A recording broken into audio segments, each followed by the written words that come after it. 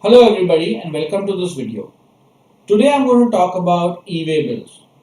EWay bills under GST are by far one of the most important concepts because no matter whether you are a business owner or part of the accounts and finance department or part of the dispatch department, you are going to be using the EWay bill concept on a daily basis. In fact, many times a day, because every time there is a transaction involving the movement of goods, whether that is a supply or transfer to a job worker or a branch transfer, EWay bills are applicable and you will have to generate an EWay bill. So today we're going to cover the topic in the following manner. What is an EWay bill? When is an EWay bill supposed to be generated? Who can generate an EWay bill? How to generate an EWay bill? What details need to be furnished? And finally, how long is an EWay bill valid and how can it be cancelled? Coming to what is an EWay bill? In simple words, EWay bill is a document which accompanies the goods while it is in the conveyance. Under GST, you need to generate this EWay bill on the common portal.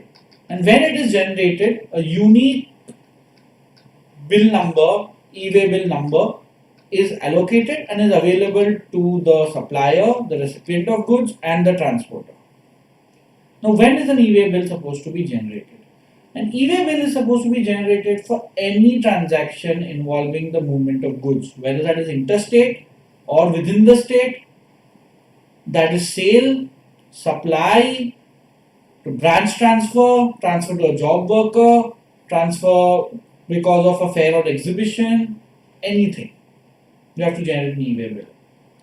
If the value of the consignment exceeds 50,000 rupees, and this needs to be generated prior to shipment.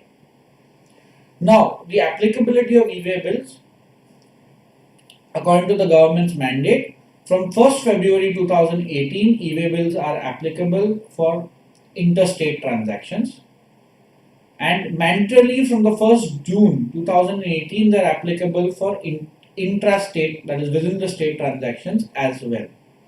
However, states have the option that they might choose to apply for their particular state before 1st June 2018. Okay, now who can generate an EWay bill?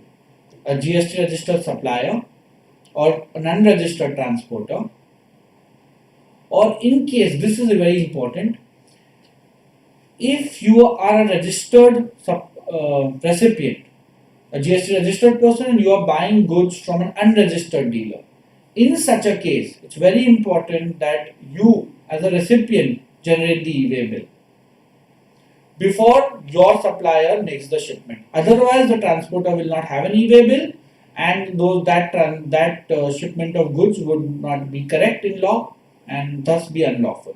So be very careful. If you are buying goods from an unregistered dealer, before the dealer ships the goods, he is supposed to take all the details from you, and you are supposed to issue an EWay bill giving the transporter details.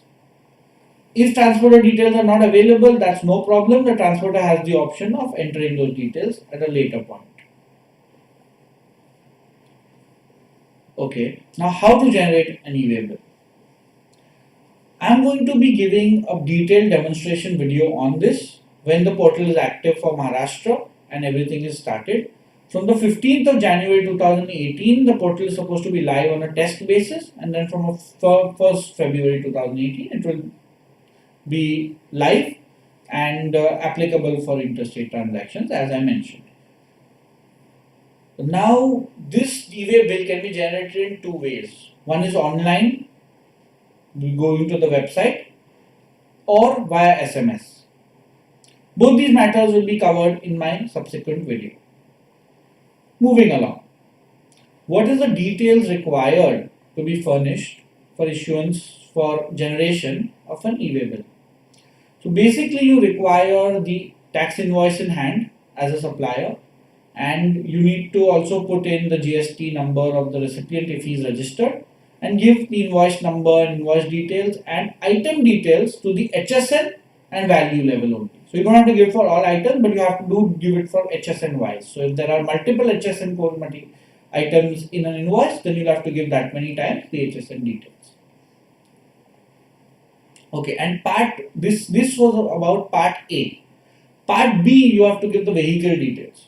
Now, if you are the supplier and you are supplying with your own vehicle, then the vehicle number is available with you. And if you are giving it to another transporter, then you can issue the bill without putting the vehicle number, and the transporter has the option of editing this and putting the vehicle number at a subsequent later time. Okay, now how long is this EWay bill valid?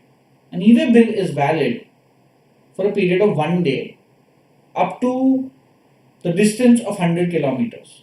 So the validity depends on the distance between the point of supply and the point of delivery.